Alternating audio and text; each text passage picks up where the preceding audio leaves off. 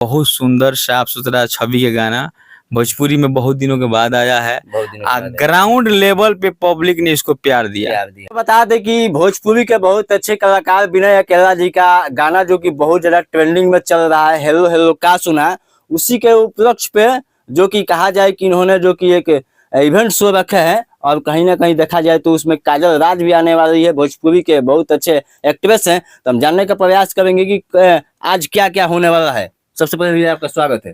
प्रणाम सबके। जितना भी भैया लोग ये वीडियो के देखत नहीं, भगवान रूपी जनता जनार्दन के गोड़ छू के गोड़ लगत नहीं। आप सबके भाई विनय अकेला हेलो हेलो का गाना के रोल इतना प्यार दुलार स्नेह दिले बनी, वही के लेके हमनी के एगो छोटा सा प्रेस कॉन्फ्रेंस रखले बानी सन। आज पटना मीठापुर बस स्टैंड के बाईपास रोड के बगल में एगो प्रियदर्शी इन होटल बा, वही होटल में प्रेस कॉन्फ्रेंस राखल गइल बावे, जिसमें काजल राज जी आवतनी, आप सबके भाई विनय अकेला। तो जितना भी भैया लोग हमारा वीडियो के देखतनी, सब लोग से हाथ जोड़ के प्रार्थना बा कि रोवा लोग प्रियदर्शी इन होटल में टाइमिंग 3 बजे से रखल गइल बा, 3 बजे से आई लोगिन और भाई विनय अकेला के प्यार दुलार स्नेह दी लोगिन। बाकी हमारे बड़का आपको बता दें कि जितने भी लोग हैं सोशल साइट पे काम करने वाले सारे लोग आए हैं, भैया के जो एड्रेस भैया बताए हैं वहां पर आए और जो कि इनको प्यार दे और सपोर्ट करे। और जो कि संजीत मधोसी से हम बात करेंगे, क्या कहिएगा भैया? एकदम हम लोग बहुत खुश हैं। आज ही हम लोग शाम में 3 बजे टाइम रखे हुए हैं प्रियदर्शी इन होटल में, जो कि मीठापुर बाईपास से बगल में है।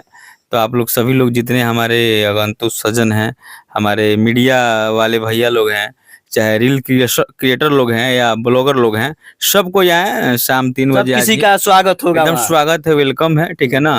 क्योंकि आप लोग सब कोई मिल के जोड़ लगा करके इस गाने जैसे बूम किया है ना, इस गाने को और बूम कर दीजिए। गाना बहुत लाजवाब है, गाना तो बहुत ज्यादा है। सबसे बड़ा खुशी है कि बहुत सुंदर साफ सुथरा छवि के गाना भोजपुरी में बहुत दिनों के बाद आया है।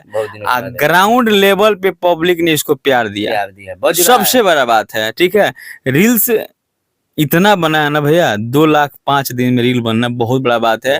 अब 5 दिन में 8 मिलियन 7 मिलियन रील्स का व्यू जाना, ये भी बहुत बड़ा बात है। और सारे सुपर स्टार लोग जितने रील के क्रिएटर लोग हैं, बड़े बड़े लेवल के सारे लोग बनाए हैं इस पे रील्स। हम लोग बहुत खुश हैं और उन लोगों को दिल से धन्यवाद देते हैं कितना प्यार देने के लिए। बहुत सारे कलाकार हैं जो कि गाना इस टाइप के नहीं गाते हैं, मगर विनय अकेला जी भोजपुरी के गायक हैं, इन्होंने गाना गाने का प्रयास किया जो कि सफलता भी मिल रहा है। इसका एकदम प्रयास किए हैं, इनका प्रयास सफल रहा। इनका भी कोशिश था कि हम अच्छा काम करें, अच्छा से अपना नाम रोशन करें।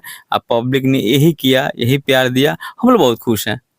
तो चलिए इस वीडियो को आप लोग ज्यादा से ज्यादा शेयर कीजिए।